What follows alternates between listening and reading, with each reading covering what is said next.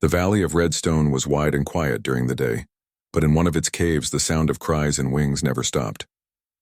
The sound did not come from hunters or beasts outside, but from three very small dragons who had just come into the world. They were only a few weeks old, yet their voices were already strong enough to make the cave shake. Their mother Arva had not rested since their hatching. She loved them with all her heart, but they never seemed happy. They were restless, grumpy, and always crying. Arva was not a young dragon. She had seen many winters and summers, and she had flown over mountains and rivers. She thought she knew how to raise hatchlings because she had watched other dragon mothers. She remembered how they kept their young safe and warm, how they sang low songs of fire to calm them, and how their little ones would sleep curled in the nest without trouble. But her three hatchlings were different. They did not sleep. They did not listen to her songs. They pushed and bit each other. They rolled in the nest as if the stone floor was filled with thorns. When one grew quiet, the other two began to cry. When she wrapped her wings around them, they wriggled free and screamed again. Night after night, Arva tried everything she could. She breathed warm smoke to make the nest soft and gentle. She sang the oldest dragon lullabies that her mother had once sung to her. She even flew out in the cold evening to gather herbs with sweet scents that were said to help hatchlings rest. But nothing worked. The hatchlings only cried louder as if every sound annoyed them. Arva's heart grew heavy. She worried something was wrong with her children. She feared they would never grow strong if they never learned to rest.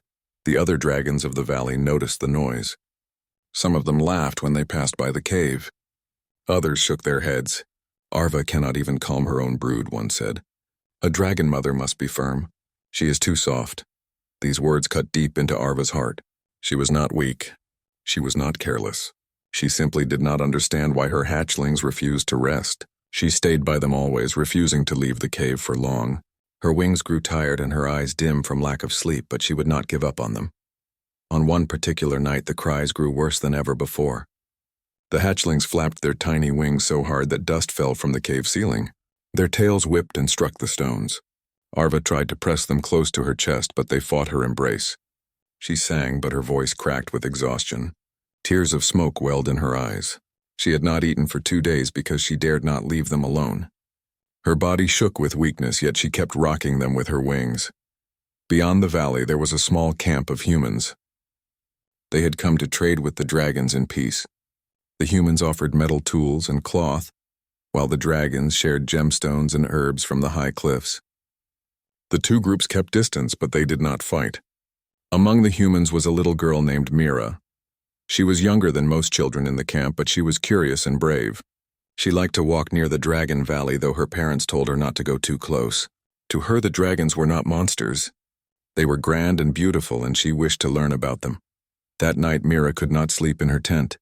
She heard the cries from far away, the same cries she had heard for many nights. They sounded sad rather than frightening. She sat up and listened. The sound touched her heart. She thought of how babies in her camp cried when they were hungry or tired. She wondered if dragon hatchlings cried for the same reason. She wanted to see. Quietly, she slipped out of her tent. The moon lit her path. She walked carefully over the stones until she reached the edge of the valley. The cries were louder here. They echoed like thunder. Still, she did not feel fear. She moved closer and closer until she saw the mouth of a large cave glowing faint with smoke. There she stopped. Inside, she saw the great shadow of Arva bending over her nest. The dragon mother's wings drooped and her head hung low. Her hatchlings tossed and turned, wailing without pause. Mira's small heart ached. She whispered softly, though she knew the dragon might not hear. "They cannot sleep." The dragon did hear. Arva turned her head, her golden eyes glinting in the dark.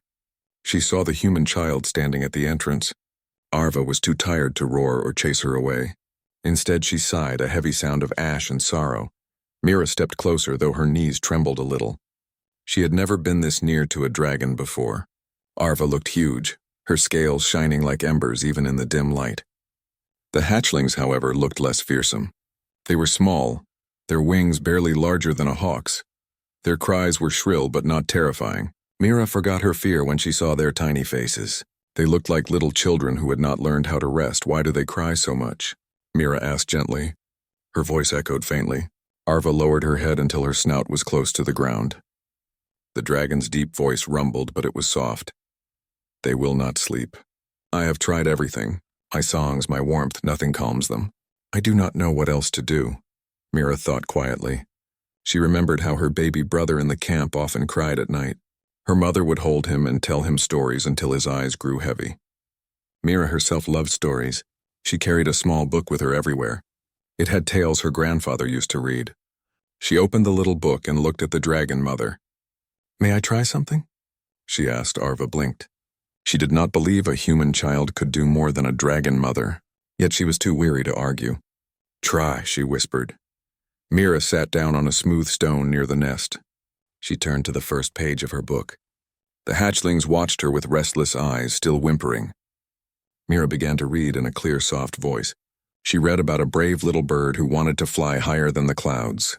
The words echoed gently through the cave. Her voice was not strong like a dragon song, but it carried warmth and rhythm. The hatchlings tilted their heads. Their wings stopped beating for a moment. Mira kept reading, her voice steady. She read about the bird who faced storms but never gave up. One hatchling yawned, showing tiny teeth. Another curled its tail slowly. The last one pressed against its sibling and grew quiet. Arva lifted her head in wonder. She had never seen them grow still for so long.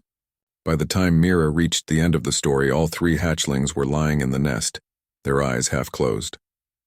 Their cries had faded to soft breaths. Within moments they were asleep. Silence filled the cave for the first time in weeks. Arva stared at the human child with awe. You made them rest, she whispered. Mira closed her book and smiled. Sometimes stories help. My brother always sleeps when he hears them. She looked at the hatchlings fondly. They just needed a bedtime story. Arva lowered her great head and breathed out a soft, warm sigh. She felt gratitude she had never known. A little human had done what all her strength and songs could not. She watched her hatchlings dream in peace, their small bodies rising and falling in rhythm. For the first time in many nights, she too felt calm. And in that cave, beneath the red stone valley, the bond between dragon and human quietly began. Mira wanted to see with her own eyes if the dragon babies could be helped. She followed her heart and walked toward the red stone valley. The moonlight guided her steps, and she soon reached the same cave where she had been before. Inside, the hatchlings had finally fallen asleep after listening to her story. Arva was resting too, though one golden eye opened the moment Mira stepped closer. The dragon mother did not roar or hiss. Instead, she watched quietly, her gaze calm but curious. She had begun to sense that this little human carried something rare, something gentle that even dragons could not resist. Mira smiled shyly and held her book close to her chest. She whispered, I only wanted to see if they are still sleeping. Arva lowered her head and breathed out a warm sigh. They rest, little one. Because of you. Her voice rumbled like low thunder, but there was no anger in it. Mira's face lit up. She felt proud that she had helped. For her, it was something simple, just reading a story. But for Arva, it was a miracle. The next day, the valley was alive with whispers among dragons. Some had heard that Arva's noisy hatchlings were finally quiet. Others did not believe it. Impossible, they said. No dragon could calm them. A few had even seen a human child near the cave and wondered what she was doing there. Some laughed at the idea that a human voice could settle dragon young. Others frowned and worried. If humans can touch the hearts of hatchlings, what does that mean for us? Arva did not care about their gossip. She cared only for her children. They woke that morning full of energy, but without the angry cries of the past.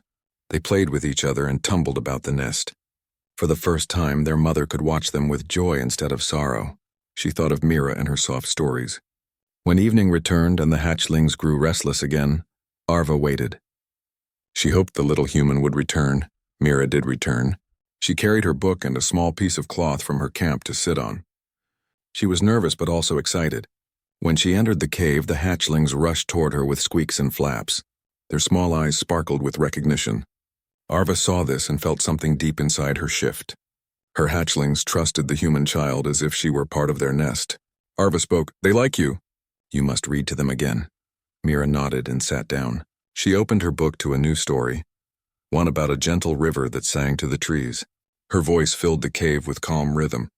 The hatchlings pressed close to her lap. One rested its head on her knee, another curled against her side, and the third lay stretched out before her feet.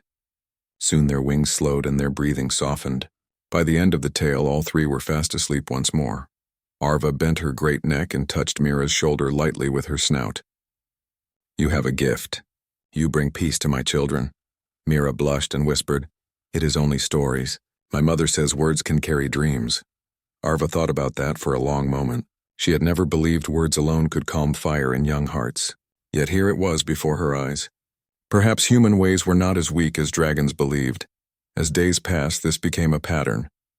Mira would come in the evening, read a story, and the hatchlings would sleep. Arva began to feel her strength return because she too could finally rest. She hunted again, soared over the valley, and her scales shone brighter. She carried food back for her hatchlings without fear that they would harm themselves while she was away. The bond between dragon and child grew deeper each night, but not all dragons looked kindly on this. One evening, a large male dragon named Vorn landed outside Arva's cave. His wings were dark and broad, his voice harsh. "Arva," he called, "I hear you let a human inside your nest. Is it true?" Arva stepped forward to shield her children and Mira, who sat quietly by the wall. "It is true. She has helped them rest." Vorn growled, smoke curling from his jaws. "This is shameful. Dragons do not need humans. If you depend on them, you dishonor us all." Arva's eyes blazed, but she kept her voice calm. "You did not hear their cries night after night. You did not see my strength fade. She gave them peace when I could not. That is no dishonor." Vorn hissed and spread his wings. "One day those hatchlings will grow to fight. What will they be if they are soothed by human voices? Weak." With that, he leapt into the night sky, leaving a trail of sparks. Mira shivered, but Arva turned to her and spoke gently. "Do not fear him. I know the truth. You are their friend." The words filled Mira's heart with warmth. She promised silently she would not leave the hatchlings no matter what the other dragons thought. That night she read a longer story, one about a mountain that dreamed of flying. The hatchlings listened closely, their little eyes wide, then slowly drifted into dreams. Arva felt proud and strong again, and she looked at Mira with gratitude. As the days became weeks, changes began to show. The hatchlings grew faster, their wings stretching wider, their scales shining brighter. They still played rough, but they no longer cried endlessly. Other dragon mothers noticed and grew curious. A few came quietly to watch from the shadows as Mira read. They were surprised to see their own hatchlings, usually wild and loud, calm down when they heard her voice. Some even asked Arva if the human child could read for their young as well. Arva allowed it, though she always stayed close to guard Mira. Mira did not feel fear, only joy. She loved sharing her stories with more little dragons. She even began to make up her own tales when her book ran out of pages. Her words were simple but full of kindness. The hatchlings listened as if every sound mattered. And slowly the valley itself grew quieter at night, filled not with cries but with gentle breathing of resting young. But whispers spread again, carried by dragons who disliked this new peace. They said, "What if the humans use this power to control us? What if they make our young obey them instead of dragons?" Fear and doubt began to stir. Arva heard these words, but she did not let them shake her. She knew what she had seen with her own eyes. She knew the human child did not wish for power. She only wished to help. One night, as the stars shone bright, Arva spoke to Mira with a serious tone. "Little one, the valley is changing because of you. Some dragons are grateful, but others are afraid. You must be careful." Mira looked at her with steady eyes and answered, "I do not want to harm anyone. I only want the babies to be happy." Arva nodded slowly. "That is why I trust you. But trust is rare among dragons. Be ready for trials." Mira placed her small hand on Arva's snout and whispered, "I will not leave them." The warmth of her words moved the dragon mother deeply. In that moment, Arva realized that this child was not just a guest in her cave. She was family, bound not by blood but by love and care. As the hatchlings slept soundly around them, the bond of dragon and human grew stronger than ever, a bond that would soon be tested by fire and doubt in the days ahead. The days in the valley grew warmer as the sun lingered longer in the sky. The red stones shimmered like fire, and the air carried the sharp scent of herbs and dust. Arva's hatchlings had grown bigger now. Their wings stretched longer, their claws were sharper, and their eyes glowed with brighter color. They still needed Mira's stories each night, but they were no longer as helpless as before. They played by leaping across the nest, trying to snap at moths that drifted through the cave. They practiced short glides from stone to stone, their wings flapping clumsily yet with determination. Arva watched them with pride, though she never forgot the dark words spoken by Vorn. She knew his voice carried weight among the dragons. One evening, Mira came earlier than usual. She carried not just her book but also a small bag. When she entered the cave, the hatchlings squeaked happily and rushed to her. Mira laughed as one tried to climb onto her lap, while another tugged gently at the edge of her dress. "I brought something," she said, opening her bag. She pulled out scraps of cloth and tiny wooden carvings shaped like animals. "My grandfather taught me to make toys for my brother. Maybe your babies will like them." Arva tilted her head curiously. She had never seen toys before. Dragons gave their young stones to climb on and bones to chew, but not small figures carved by hand. Mira placed the toys before the hatchlings. At first they sniffed and tapped them with claws. Then they began to play, nudging the carvings around, biting them gently and chasing after them when they rolled. Their squeaks turned to happy trills. Arva's heart softened. She had never seen them so playful without chaos. Mira's human ways once again brought unexpected peace. But outside the cave, eyes were watching. Vorn had returned, and this time he was not alone. 2 other dragons stood with him, both strong and stern. They whispered among themselves, their voices sharp like claws scraping stone. "See how the hatchlings bow to her. She controls them," one said. "This is dangerous. If humans can tame our young, what becomes of us?" Vorn nodded firmly. "It must end before all dragons grow weak." They spread their wings and flew off into the valley, their minds filled with plans. The next morning, Mira walked through the valley to gather flowers she wanted to press into her book. A shadow fell over her, and she looked up to see Vorn landing before her. His great body blocked the path, his scales dark like storm clouds. His eyes burned with suspicion. "Little human," he growled. "You come too often to our valley." "Why?" Mira clutched her bag but stood bravely. "I only want to help the babies sleep. I am not here to harm anyone." Vorn lowered his head until his teeth glimmered in the light. "Dragons do not need your help. Leave this place. Do not return." His voice shook the stones. Mira's heart pounded, but she forced herself to reply, "I will not leave them. They are my friends." Vorn snarled and lashed his tail against the ground. Dust rose in a cloud. Before he could step closer, Arva appeared from above. She landed between them, wings wide, eyes blazing. "Enough, Vorn, you will not threaten her." "She is under my protection." The 2 dragons glared at each other, sparks dancing between their jaws. Mira stayed silent, pressing herself against the rocks. Finally, Vorn hissed and pulled back. "You shame us all, Arva. Remember my warning." With a final beat of his wings, he lifted into the air and disappeared. Arva turned to Mira, her voice softer. "Are you hurt?" Mira shook her head, though her hand still trembled. "I am fine." "But he is angry." "He will not stop," Arva nodded gravely. "I know. He fears what he does not understand." She bent low so Mira could climb onto her back. "Come, I will carry you safely to my cave." Mira hesitated but then accepted. From the sky, the valley looked endless and glowing. Riding a dragon's back was something she had dreamed of but never thought possible. Despite her fear, wonder filled her heart. That night, Mira read a new story she had written herself. It was about a great wolf who protected a tiny bird from storms. The hatchlings listened closely, their small eyes soft with trust. When they finally fell asleep, Arva spoke. "Your stories are more than dreams. They carry strength. Do not let Vorn's words take that from you." Mira nodded, though deep inside she worried what might come next. The following days grew tense. Some dragons supported Arva, saying, "If the human brings peace, why fight it?" Others sided with Vorn, whispering, "She will make our young forget dragon ways." The valley felt divided. Mira could sense the unease even from her human camp. Her parents noticed her slipping away each evening and began to worry. One night her mother stopped her. "Mira, why do you go to the valley so often? The dragons are not our kind. It is dangerous." Mira lowered her eyes. "But their babies need me. They cannot rest without stories. If I do not go, they will suffer." Her mother sighed deeply but did not forbid her. She saw the fire in her daughter's eyes and knew she could not break it. The tension reached its peak when Vorn returned again, this time with more followers. They landed outside Arva's cave, their wings stirring great winds. Mira was inside reading when the rumble of their voices shook the ground. Vorn called out, "Arva, come forth. We cannot allow this to continue." Arva stepped to the mouth of the cave, her body shielding Mira and the hatchlings. "Why do you disturb my home?" she demanded. Vorn's eyes narrowed. "Because your choices endanger us all. The humans will learn too much. They will think they rule us. End this bond now or face the judgment of the valley.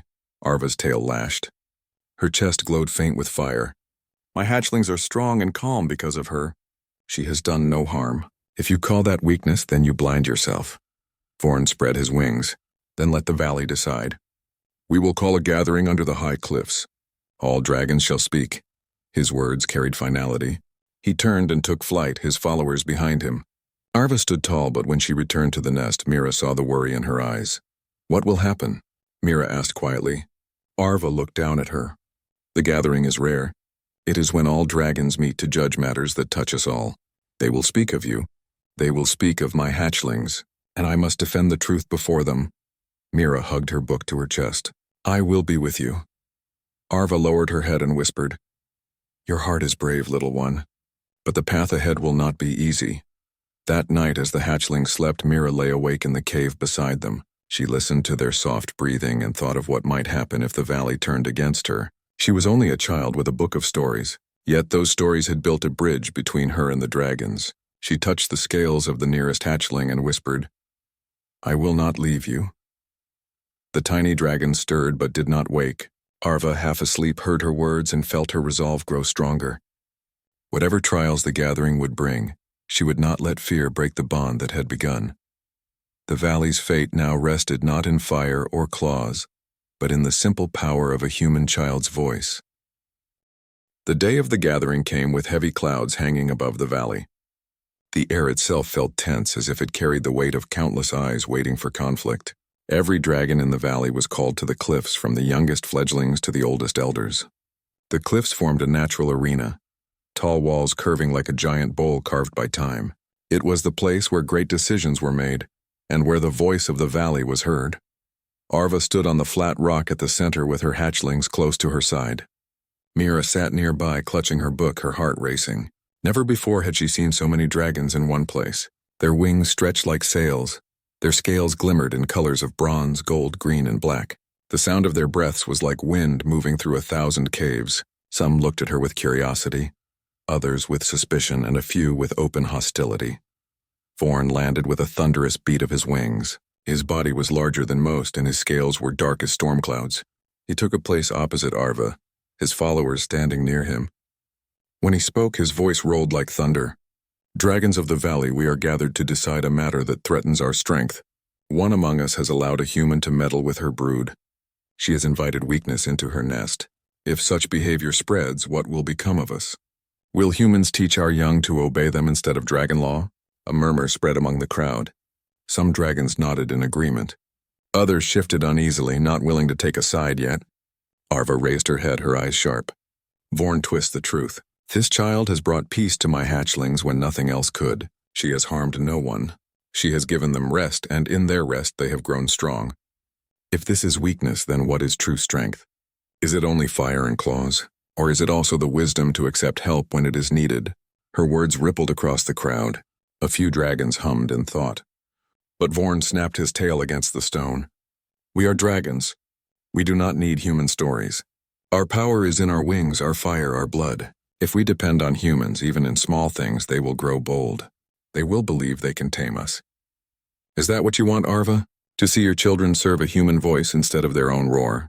Mira felt her face grow hot. She wanted to shout that she was not trying to tame anyone, but she stayed quiet, clutching her book tighter. The elders would not respect a child's interruption. Instead, she looked at the hatchlings. They pressed close to her, their eyes calm and trusting. She realized their presence spoke louder than her words could. The eldest dragon, a silver-scaled matriarch named Selvin, stepped forward. Her wings were thin with age, but her eyes were sharp as steel. Let the child speak, she said suddenly. A hush fell over the cliffs. Mira looked up, startled. Selvin continued, If she has touched our kind in such a way, then her voice must be heard no matter her age. Vorn bristled, but he could not defy the elder. Mira rose slowly to her feet, her knees trembling. She looked around at the sea of dragon eyes and swallowed hard. I do not want to tame anyone, she said, her voice small at first but growing stronger. I only wanted to help. The hatchlings cried every night. They could not sleep. I read them stories and it made them calm. That is all. I am not here to make dragons weaker. I am here because I care. Her words echoed off the cliffs. Some dragons tilted their heads, considering. One young dragon called out, "But why do you care? We are not your kind." Mira looked at him and answered simply, "Because they are alive. Because they need love the same as anyone else." Her voice cracked slightly, but she did not look away. For a moment, silence ruled the cliffs. Then Selvin nodded slowly. "The child speaks truth. Compassion is not weakness." A few dragons hummed in agreement, but Vorn's roar cut through the air. Compassion is a chain. Today she soothes hatchlings. Tomorrow she may command them. Do you not see? This is the beginning of our downfall. His wings spread wide and fire flickered between his teeth. The hatchlings, startled by his roar, began to cry and flap their wings. Mira knelt quickly, opening her book. She began to read aloud, her voice trembling but steady enough to carry. The story was about a bird learning to fly despite storms. As her words flowed, the hatchlings grew calm again, curling beside her. The sight of it silenced the crowd. Dozens of dragons watched as the restless young settled with nothing but her voice. Arva looked across the gathering. "There is your proof. Is this weakness? Or is this a gift? My hatchlings do not serve her. They find peace with her. They still roar, they still bite, they still grow. But now they also rest." She looked at Vorn firmly. "Will you deny what you see with your own eyes?" Vorn's face twisted with rage, but many dragons shifted away from him. The sight of the hatchlings resting under Mira's voice had struck something deep. Even those who feared humans could not deny the power before them. Selvin raised her head high. "The valley has heard both sides. Let us decide. Who believes the child is a danger?" A few roars rose, but they were scattered. "And who believes the child may stay under Arva's protection?" This time a stronger wave of roars echoed across the cliffs, deep and powerful. Vorn hissed, realizing the tide had turned against him. "Fools," he spat. "You will regret this." With a furious beat of his wings, he lifted into the stormy sky and vanished into the clouds. His followers hesitated, but without his presence they slunk away. Relief washed over Arva. She curled her neck protectively around Mira. "You were brave," she whispered. Mira let out a shaky breath. "I was so scared, but I could not let them think I came to hurt you." Arva nodded. "Your courage spoke louder than fear." Selvin stepped closer, her silver eyes soft. "Child, you are welcome in this valley. Your bond with the hatchlings is rare. Do not lose it." Mira bowed her head respectfully. "Thank you." The gathering ended, and dragons began to rise into the sky, their wings filling the air like thunder. Arva carried Mira and her hatchlings back to the cave. As they entered, Mira felt a new sense of belonging. The valley had tested her, and she had stood firm. Yet deep inside she knew Vorn's fury was not gone. Somewhere in the clouds he plotted still. The peace she had earned was only the beginning of a larger journey. That night, when she read to the hatchlings, her voice was calmer and stronger. She was no longer just a visitor. She was part of their world now, and nothing would take that away. The gathering of dragons filled the valley with thunder. Hundreds of wings beat the air as dragons of every size and color circled the high cliffs. The ground shook when they landed, their scales glinting like jewels under the bright sun. Mira stood near Arva's foreleg, clutching her book tightly. The hatchlings huddled close to their mother, sensing the tension. They chirped softly, confused by the sea of sharp eyes staring at them. At the center, a ring of stone served as the place for judgment. Vorn stood tall upon it, his black scales shimmering like a storm. His voice rumbled across the valley. "Brothers and sisters, we gather today because a danger has entered our lives. A human child sits among us, shaping our young with her strange power. This is not our way. If we let it grow, we will lose what it means to be dragon." A wave of murmurs rippled through the crowd. Some nodded, their faces hard. Others glanced at Arva and Mira with doubt and unease. Arva stepped forward, her wings spread wide, her voice ringing strong. "This child has harmed no one. She brings rest to my young. Her words calm their fire, not to weaken but to strengthen. My hatchlings sleep, they grow, they play. Her gift is not poison, it is peace." Vorn's tail slammed the stone. "Peace is weakness. Dragons thrive in storm and struggle, not in quiet tales. Today it is your hatchlings. Tomorrow what else will they teach us? Will we beg humans for guidance like hatchlings in need of a mother?" His words ignited a roar of voices. Some cheered him. Others shook their heads in silence. Mira felt small in that circle of giants, but she saw Arva's steady gaze and the nervous shifting of the hatchlings. They needed her. She stepped forward, her knees trembling but her voice clear. I am only a girl. I have no power. I only read stories my people tell their children so they feel brave, so they dream, so they grow kind. I never wanted to change dragons. I only wanted to help my friends sleep. The valley grew quiet. Dragons tilted their heads, their eyes narrowing, trying to measure her courage. One of the oldest, a silver dragon with scars down his wings, rumbled, "Let her prove her words. If her stories truly give strength, then let us see." Arva lowered her head to Mira. "Read, little one. Let them hear." Mira's hand shook as she opened her book. She chose the story she had written herself, about the wolf and the tiny bird. She began to read. Her voice was small at first, but as she spoke, the words flowed like a river. She told of storms, of the wolf who stood against them, of the bird who found courage in the wolf's shadow. The hatchlings trilled softly, curling against Mira's feet.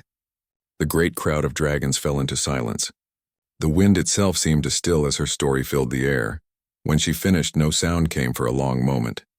Then the old silver dragon spoke again. Her voice carries no chains. Her words carry warmth. Look at the hatchlings. They rest, they breathe calmly. Tell me, is this weakness? Some dragons bowed their heads. Others remained stiff, unwilling to agree but unable to deny what they saw. Vorn snarled. Pretty words. Nothing more. He stepped down from the stone and marched toward Mira, his eyes burning. Let us see if her words can stop fear. He loomed over her, his breath hot, his claws scraping the earth. The hatchlings squeaked in terror, pressing against Mira. But Mira did not run. She held her book tight and whispered, You cannot scare me away. I will not leave them. Arva leapt between them, her wings slamming down with thunder. Fire lit her chest. Enough, Vorn. If you harm her, you harm me. Do you call yourself strong when you frighten a child? The crowd roared, some in anger, some in support. The old silver dragon raised his voice. The judgment is clear. The child stays. She has done no harm. Those who fear her do so because they fear change, not because of truth. Vorn hissed, but he saw the crowd shifting. Many dragons now looked at Mira with curiosity instead of suspicion. Others even rumbled soft notes of approval. His power over the valley weakened in that moment. With a final glare, he spread his wings and flew into the sky, his followers scattering behind him. His shadow vanished beyond the cliffs. Relief swept over Arva as she turned back to Mira. The hatchlings climbed around the little girl, chirping happily as if the storm had passed. Arva lowered her head. You were brave. Braver than many dragons here. Your words touched them. Mira's eyes shone, though tears of fear and relief slid down her cheeks. I was so scared. But I couldn't leave you. From that day, the valley changed. Some dragons still doubted, but many accepted Mira. She came each night to read, her stories echoing among stone and flame. The hatchlings grew tall and strong, their wings catching the wind with confidence. They never forgot the small human voice that had carried them through restless nights. Other dragons even asked Mira to read for their young, curious about the strange magic of human tales. Arva often looked at Mira and thought, she is not only a child, she is a bridge between fire and flesh, between dragon and human, between fear and hope.